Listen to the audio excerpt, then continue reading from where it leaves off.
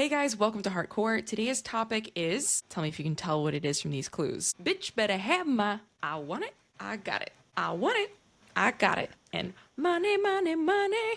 Did you get it? Did you get it? Nico, did you get it? I got it. So what is it? Money. We're going to talk about how human design can help you attain abundance, or where you should look to understand where you can become more abundant in your life. Amazing. So there are multi different levels to this. We are going to stick to the top 3, like highest levels, if you will, to like look at your chart with today. But you can go so much deeper into this money discussion within your design. So, of course, Miko created a beautiful PowerPoint. So we're gonna go deep into this today, as deep as the 3 layers will allow us to go. Let's begin. Let's dive in. Let's dive and begin. So, we're going to start with type. There is going to be a certain way that you approach abundance or approach financial freedom, maybe. The first thing that I would actually say regarding money is that you need to change your approach to it. You need to understand that money is an energy and it is something that can help you achieve things. It's not something that is bad. A lot of people have a bad connotation to it. So this is the first thing that needs to change. If you want to attract money, you need to welcome it and accept it and want it. And it's not that you have to become driven by money, but there needs to be some kind of equilibrium. So a friend of mine once told me that when I first started giving human design readings or yoga sessions, every time you start something new, you feel like you're not ready. You're never ever going to feel like you're ready to do what it is you've been training to do or learning to do or studying to do. So you're going to have to jump into the cold water. And at the beginning, you may have a temptation to offer your services for free. But she said to me, don't ever do that, even if it's just a minimal amount, but don't undersell yourself. It is an exchange of energy that is taking place there. And your services are worth something. You are worth something. And if you start seeing money as an exchange and an energy form, it is going to feel better. Of course, there are also people out there in India, for example, that are healers, and they will never take any kind of financial return from you. They will offer their healing services, and those are in India considered to be the real healers, the ones that don't take any money. So as you can see, there is already a very controversial and different types of looking at the subject in the first place. But I believe you need to change the attitude towards it in order to attract it. And we're going to start discussing how the different types are able to attract it or attain money. So would you like to get us started? Yeah, let's start with manifestors. So about 9% of the population are manifestors. We've said that a million times here, but just that you have all of the information in one spot. Manifestors are here to kind of create the wealth and build that financial success for themselves. The innate energy of a manifestor is here to initiate when something feels right for them, right? So with following one strategy and authority as a manifestor, let's just stick with strategy right now, informing before acting, that's going to be really important before you're making financial decisions as a manifestor as well. It's going to reduce resistance to not only you, but those around you. And it's also going to help build that team around you if you're not just making this financial decision on your own, but to help build support for this to happen. And when you're putting it out there in the world, when you're speaking it to existence as a manifestor, you're taking the steps to create it and to bring it into existence. So some common blocks for us manifestors out there can be doubt. Is this the right decision? Should I be taking this leap? Things of that nature. Fear of judgment, that can be a really big thing, especially with an undefined G center in a manifestor. I mean, really with anyone, but particularly if you have an undefined G. And anger. So if you're in your not self, there may be a bit more resistance when making some of these financial steps for yourself. So the goal here is do the deconditioning work and to not be in anger, to really not give a shit if someone else is going to judge you. If this is feeling good to you, if you've followed your strategy and authority and you are ready to initiate and inform others before you're doing all of this, it's probably the right move for you as a manifester. So your pathway to prosperity is going to be following those creative urges. So for me as an ego manifester, following that heart pull, but it could be following that emotional wave, following that splenic hit, really listening to what your body is telling you, then informing other people if they need to be involved in this decision making. So think about the stakeholders. Is it your spouse? Is it your kids? Is it your parents? Is it your team at work, your business, whoever that is? And then please remember to honor those rest cycles. So it's not just going to be following these creative urges and going forever. It's not going to be sustainable as a manifester. What I've learned as a manifester is having a team, having others who can keep the ball rolling when I need to rest is super important, because you are going to be able to continue to build this wealth, to be able to continue to invest, whether that be in yourself or in something that you truly believe in. To be able to continue to do that, you need to be able to be in your full power. And the way you can feel into your body is to be rested. So it's this delicate balance of leaning into that urge. And I can tell you a creative urge can last for days or weeks. It's as long as your body will sustain you, but you really need that rest time. And it's going to depend on how long that is based off of how long you went and how much of whatever that endeavor was pulled from you. The initiation piece is really important. The informing piece is really important, but also resting is super important. Yeah, and I feel like manifestors, they really want to have an impact in the world. They want to make a difference, make a change, and as Celestina said, really follow your strategy and then inform to make the right decisions. So the generators are known to have consistent life force energy, and they are often known to be the worker bees. And that is not necessarily something bad, but I wouldn't say, I don't really like when it is used in that way, because there's more to them.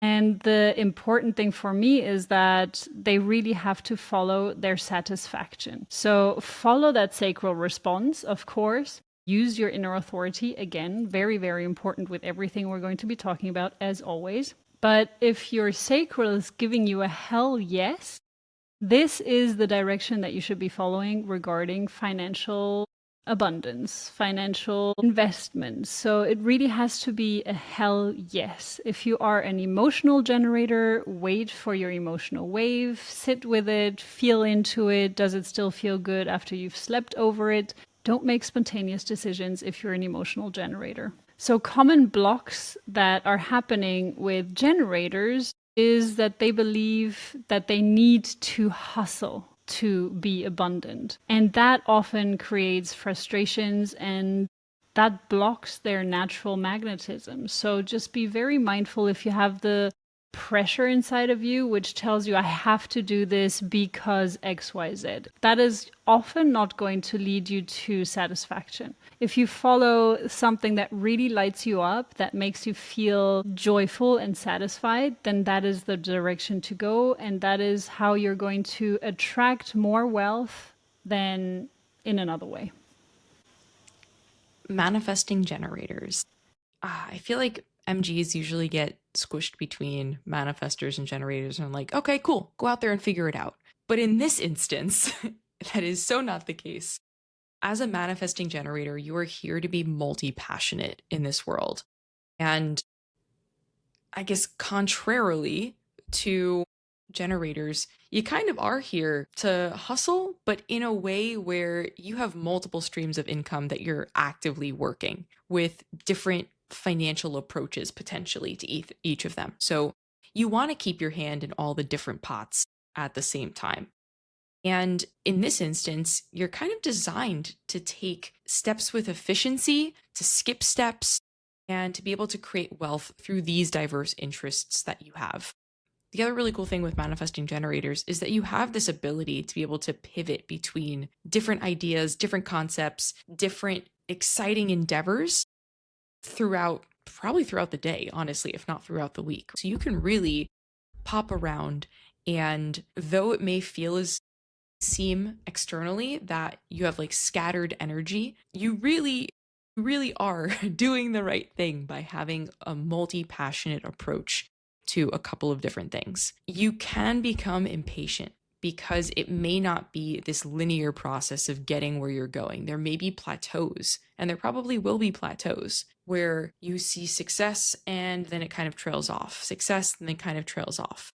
But long-term success for a manifesting generator is going to be through embracing that multifaceted nature, allowing this non-linear wealth building or monetary building to happen over time. It's not going to be an overnight success, but the more you keep your options open with the various streams of income, those various hustles that you have going on, the better it's going to be for you. And also, your interest is going to be able to continue to be piqued. It's not just going to be burnout.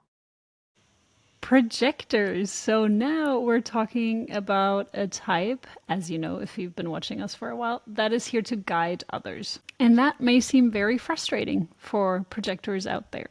But don't worry, it doesn't mean that you're guiding others into wealth. Yes, you can do that. But it also can just mean that you need a team around you that you can guide. And with this team, you can make a lot of money. It also is not necessary that it is a team, but that through your guidance, you're going to make money as well. So you could be a coach, you could be a healer, you could be someone that is guiding others into abundance of health and financial means, or any kind of direction, but you're guiding others, and through that you're being recognized in what you offer. So the recognition for projectors is extremely important, that you're being recognized for what you bring and that you feel successful doing that. So the more successful you feel, the more you will attract success. It is really a very intricate and interesting dynamic, in my opinion. Honestly, what we have to do as projectors is take care of yourself. Really focus on self-care, self-love, self-growth. Fill your own cup and you will attract the right invitations. This, to me, is the key. So if you're not taking care of your inner world, people are not going to recognize what you can bring, what you can give, what you can offer. So the common challenges of a projector is that they try to be generators. They are burning themselves out because they are trying to do way more than they are capable of doing because they don't have the consistent life force energy. You may be a projector that has all three other centers defined, energy centers, I mean. And that can provide you with a lot of energy, a lot of energy. My mom has a projector friend like that, and she feels like a generator sometimes. Root, emotional, and heart defined, and I'm like, oh my God, that's a lot of energy. So yeah, just bear that in mind. You're not here to hustle, and even generators are not here to hustle for the wrong thing. So just bear that in mind, that your energy is more limited, but you have it. If you are an energy projector, that means you have one or more energy centers defined. You definitely have consistent energy. You just need to figure out what type of energy you can pull from. And if you're not an energy projector, then you can still have energy, but it's not as consistent. You're borrowing from others here and there, or the planets are defining you and giving you energy. So yeah, prosperity for you comes from focusing on your natural gifts, focusing on your self-care and self-love, waiting for the correct invitations, and recognizing your value as a strategic guide. Tay Swift is a projector, if that gives you any perspective as to what projectors are capable of when saying yes to the correct invitations for them. And I don't know much about how she got started. I tried to listen to a podcast today and they were not helpful in the least bit. So I don't really know her, like her lore, her early lore, but obviously she waited for the correct invitations. I think she got screwed by like her initial producer, but like then waited for the correct invitations and obviously has crushed it. Don't let your type dissuade you from what your potential is. Yeah, and additionally to that, now that you mentioned Taylor Swift, Kim Gould speaks of her in her asteroid book. And she looked at her chart and she has a hanging gate to her split definition. And when you add one asteroid, well, she has plenty of asteroids in there, but Kim Gould was looking at which asteroids are defining it and where are these asteroids placed within. So maybe it's the ascendant. I think it's in the ascendant for in her case, but I'm not entirely sure. So when you're taking that into consideration, she becomes a manifestor. And this is how she got started. She was a very, very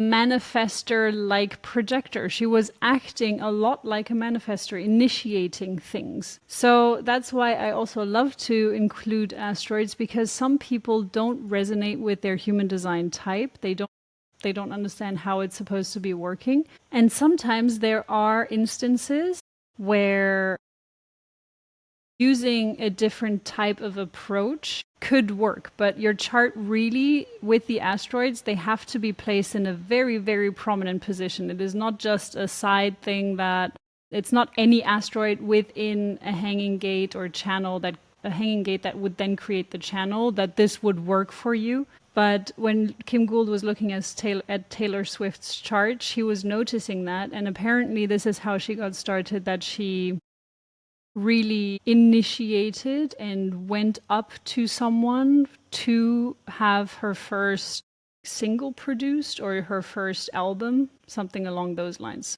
There you go. Yeah, don't be boxed in by any of this. It should feel like you have more options when you understand your design rather than boxing you in.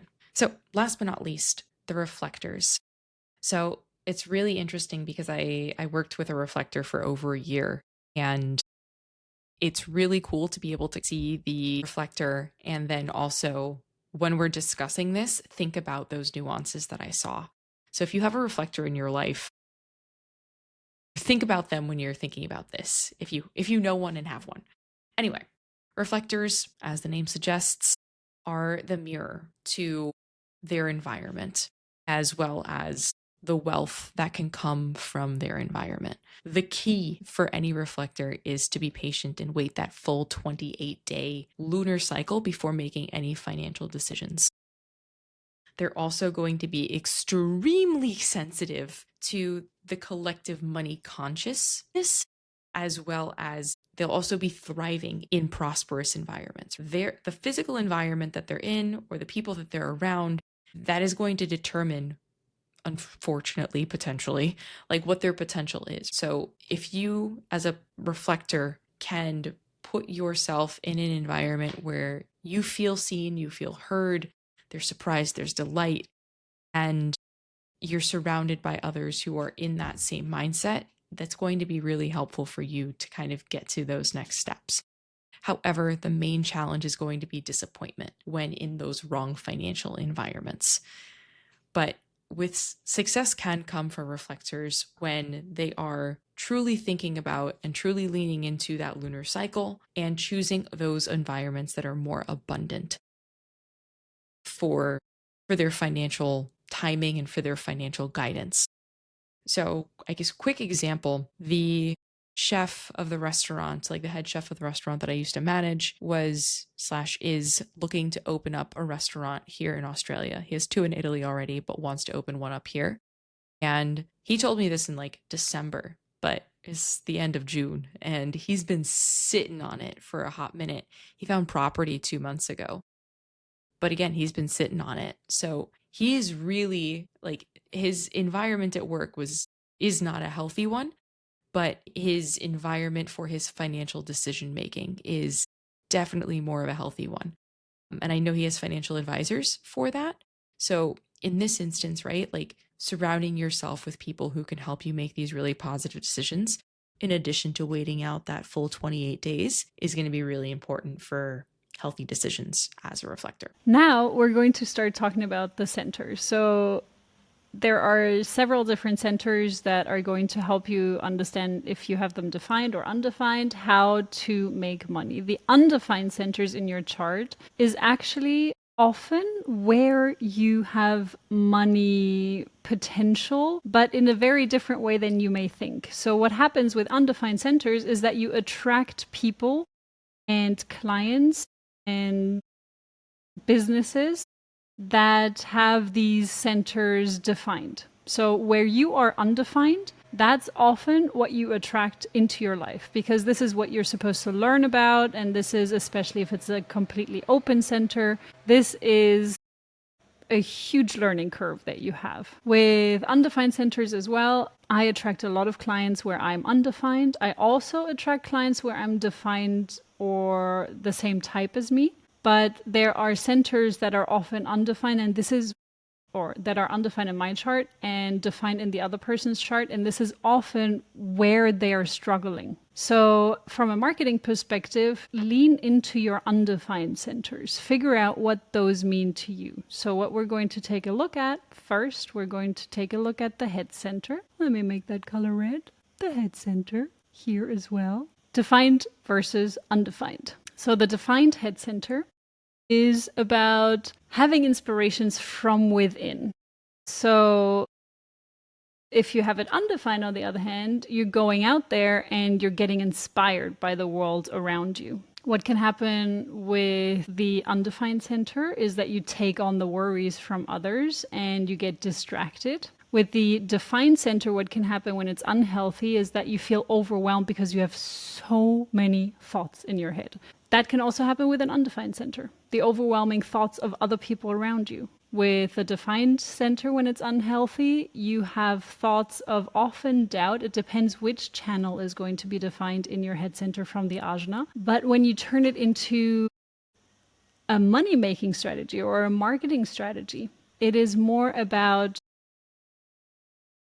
being able to support others, especially if your head center is undefined. Okay, we're going to focus on the undefined areas. If yours is undefined, figure out how you can guide others in creative elements, but also in inspiration elements. So it doesn't have to just be art, but there are many, many, many ways of how you can use this inspiration that is coming to you, and you can inspire others to create different kinds of things. So you have the ability with an undefined head center, and especially if your Ajna is also undefined, to have an open mind. Use this to your, what is it called? Use this to your advantage. So the next center we're going to be talking about is the Ajna. The Ajna is about structuring things, organizing things. And it's really, as defined Ajna, you love to organize and structure things, and you also often do it the same way over and over again. So there's no real different way of how you approach things. The structure, usually if you're approaching one subject in some way, then you will structure it like this over and over again, the way that you approach it. With a unhealthy Ajna, however, you are overloading on trying to structure things. You're taking on way too much, and you keep trying to structure everything and everyone, maybe sometimes even. With an undefined Ajna, however, you have many different perspectives onto a subject, and when you're approaching a subject, you're going to do it in a different way every time. Maybe not every time, but a lot of times. So there's not usually a strategy of how you approach a subject. What can happen with an undefined Ajna is that you feel anxious or uncertain, and you sometimes even distrust your own capability of remembering things. So undefined Ajnas have an undefined head as well. And that means that you need to be asked to share your insights. That would help. It's also dependent on the variables, but just for an undefined Ajna and head, there is so much wisdom inside of you because you're taking in the information from others. You have this library inside of you, but you don't have the access card yourself. Everyone around you has this access card, but not you yourself. So for you, teaching job could be very interesting, but it is more about sharing your diverse knowledge. So you're going to have a very different perspective, very open mind regarding different kinds of subjects. And that is going to be what is interesting to people when you teach about things, because your mind changes. And that is good, because the more information you get, the more you understand something. And then your idea of subjects in the world can change. The throat center is the next center we're going to look at. It's this one. I mean, if you've been watching us for a while, you probably know the centers and where they're located, but just in case. So the throat center is about communication and manifestation. So that's why manifestors and manifesting generators are often known as the individuals that have an easier time making money or creating things, because they have the defined throat center and it is connected to a motor. And this gives them the power to manifest things. And it doesn't mean that if you're another type, you can't manifest things, but there are other ways of you doing it. It can't just come out of nowhere, out of nothing. Even for the manifesting generator, they need to respond to their sacral. But manifestors can theoretically do it out of nothing, but they also need to wait for the right moment, right thing to manifest with. So with an undefined throat, what can happen is that when it's healthy, you're amplifying the ideas of others. So you're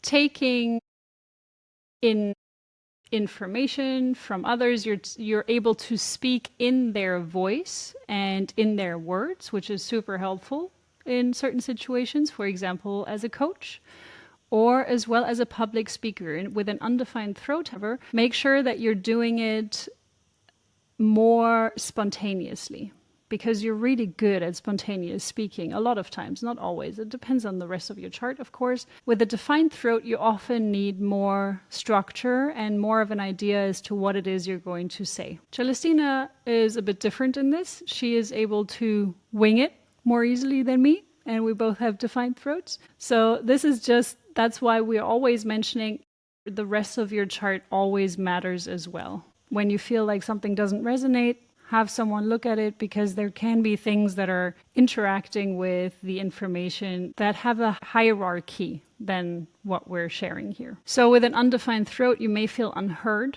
sometimes, and then you try to speak more, or you retrieve and you don't speak at all. Those are the things that can happen with an undefined throat.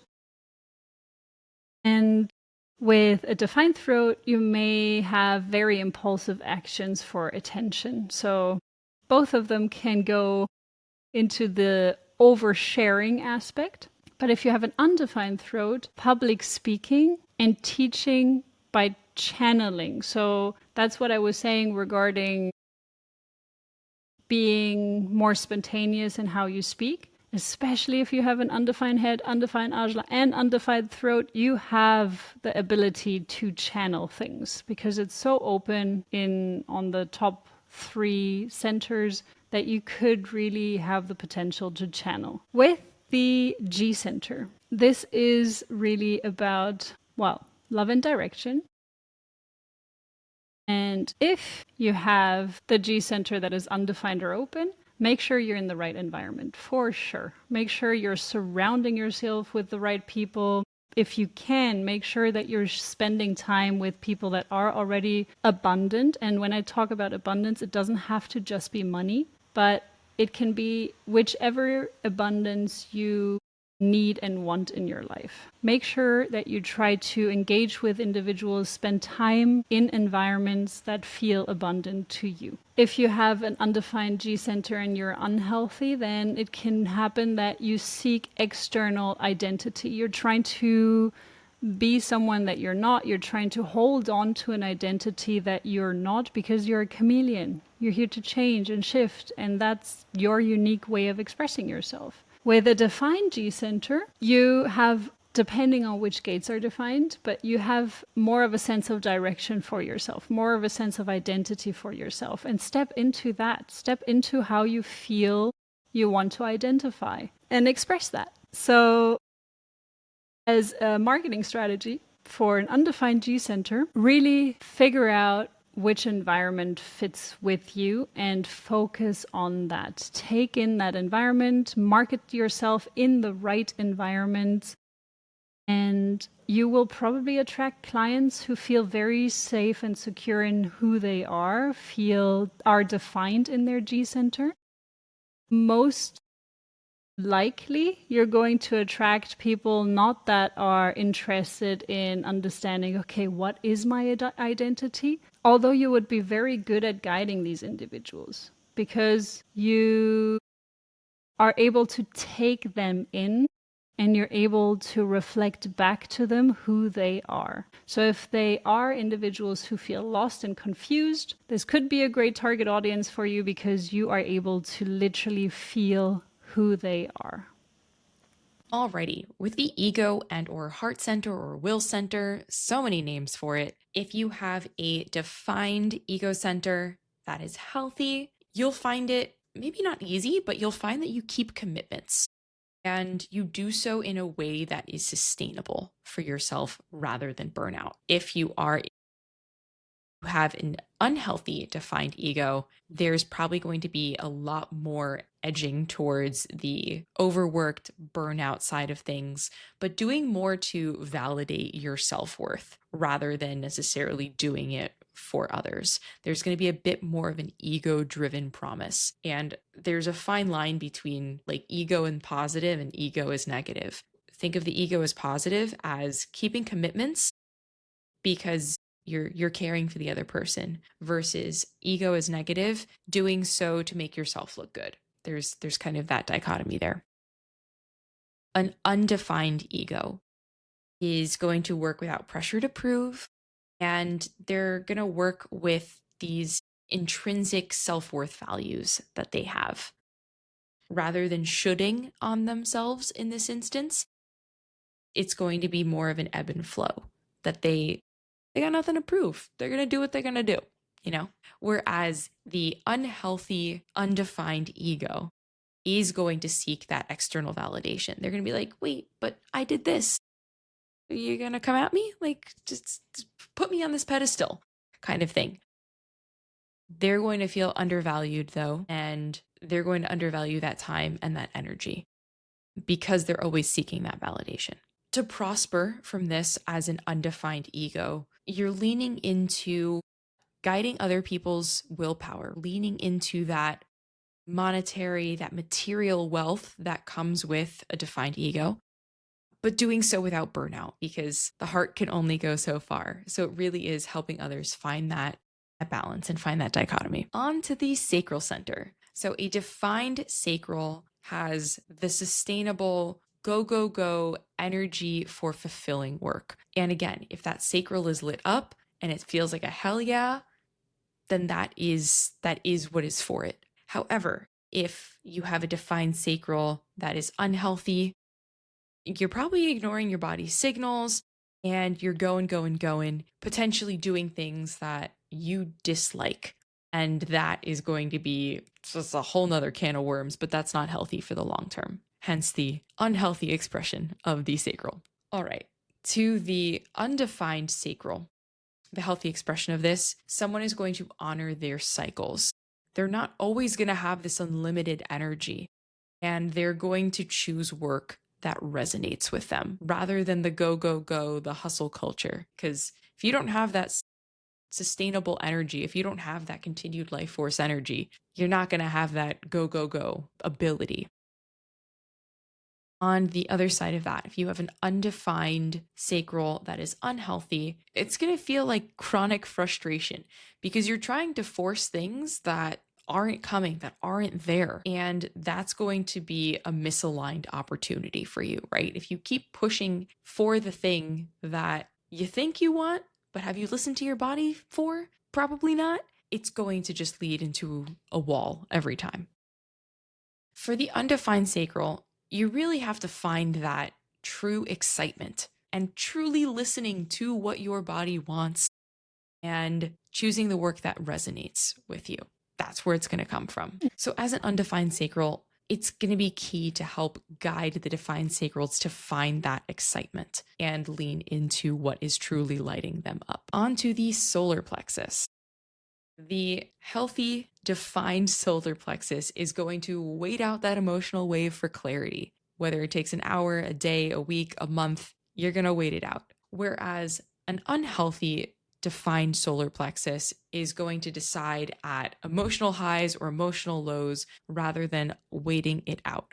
If you do not have your solar plexus defined, a healthy expression of this would be observing patterns that you feel that maybe come from external sources like the transits or people around you or various environments that you're in, but also kind of detaching from the emotional charge of those around you. So, an example of this would be if you are an emotionally undefined being and you happen to have a lot of emotionally defined people in your family or in your workplace, don't make a decision around them in that moment, right? Reground, maybe go outside for a walk, and then make that decision after you've had time to get away and out of their emotional charges. I've noticed that with my parents. I love you guys, but damn, it can be a lot when you're in that moment and feeling that, or potentially magnifying that for those around you, and then absorbing that yourself.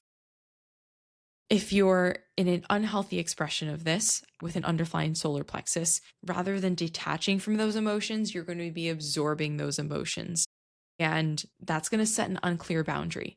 You're not going to understand if those are your emotions and you're feeling a certain way about something, especially if it's a big financial decision, probably not a good thing, versus if it's your environment or the people that you're around putting that on you, figuring out what that means for you. One with an undefined solar plexus can help someone with a defined solar plexus embrace and understand their emotional intelligence. There are emotional people out there, there are people with a defined emotional solar plexus out there who don't really know that they're an emotional being. And it can be helpful to kind of explore this and understand that you need to kind of wait it out versus making decisions when you're at the height of your emotions. So it can be helpful in that reflection process. Okay, guys, so I'm going to take over because it's late for Celestina and she's about to fall asleep on us. So we're going to split this episode into two. And we're going to finish up with the spleen and the root because money in human design has many different aspects. We're also going to look at the gates, we're also going to look at the lines, and we also want to mention the gene keys because it is a great way to decondition yourself from money blocks, apart from doing manifestation techniques as well. But we do really want to mention the gene keys as well, and that will just take a bit longer. So we are going to divide this episode. Now jumping to the spleen. So the spleen is really about intuition. It is about survival, and it also is about certain fears. But if you have a defined spleen and you don't have anything else that is defined when you look at the chart on the right side of the chart. So not the sacral defined, not the emotional solar plexus defined, then especially the emotional solar plexus. If your sacral is defined, then you will still have a very, very quick sacral response. But if it's not defined and the emotional solar plexus is not defined, then you will have a very quick intuition. So the spleen is very, very gentle, very soft, very quiet, but very, very quick. So you better listen to it because it won't repeat itself. And that also goes for financial decisions. However, with splenic individuals, what I often see is that they're extremely conditioned because they have been taught to not make spontaneous decisions like that. They have been taught not to listen to their impulses because a splenic individual, as an example, when they are standing in front of a restaurant or when they're invited out to a restaurant and then they say, yes, let's do it. And then they go to the restaurant, they're standing in front of it and they're like, yeah, I'm not entering there. I don't feel good. It doesn't feel safe. It doesn't, like, I'm going to get food poison there. That's the spleen talking. But then the mind comes in and it's like, hey, yeah, but we just agreed to it and we can't disappoint everyone that we're with and let's just do it. And then they end up at home probably with food poisoning.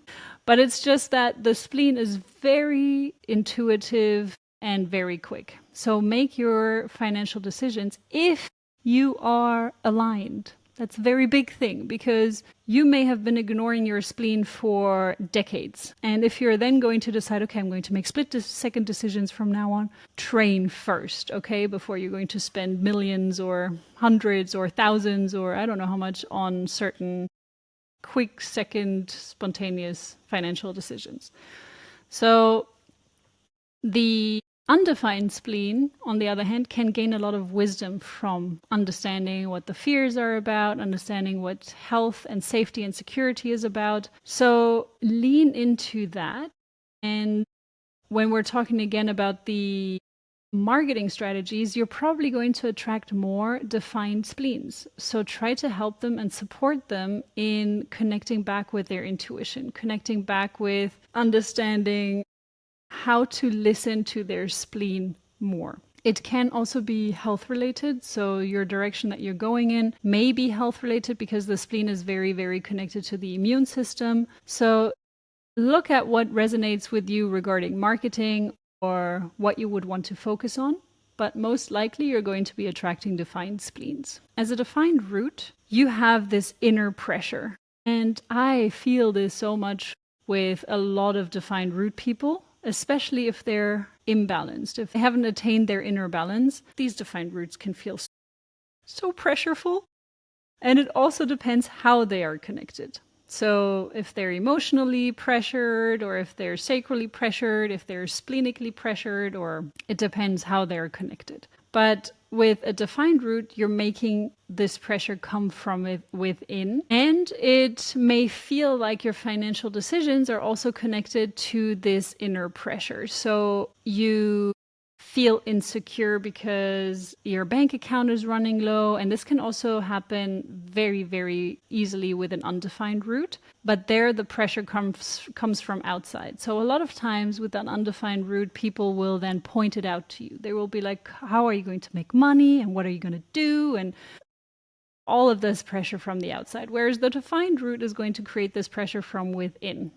And just bear that in mind, be mindful of that. But this gift, if you have an undefined root and if you're leaning into learning more about it, you would be very good at project management, for example, and stabilizing the pressure that you're feeling around you and guiding this pressure in the right way.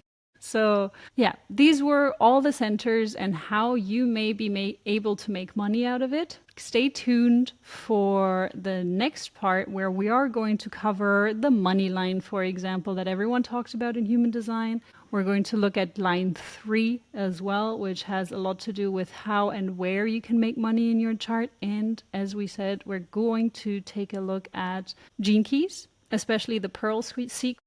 But if you are into gene keys, you will also know that there are 2 things you will have to do before you can even attempt to work at the Pearl sequence. It was a pleasure being here with you again, Celestina, as always. Right back at you, dude. Thank you everyone for listening to us. We hope you enjoyed it. Leave us some feedback in the comments below because Celestina went through our statistics. And we need to figure something out. Because if you're still here listening, fantastic. You're one of the few. Yeah, we would love to know how to keep you guys engaged. Bloopers are the best. Maybe people just skip to the end and go see bloopers. I would. I do. Maybe I'm pulling our statistics down. All right, guys. Until next week. Bye, Ciao. everyone.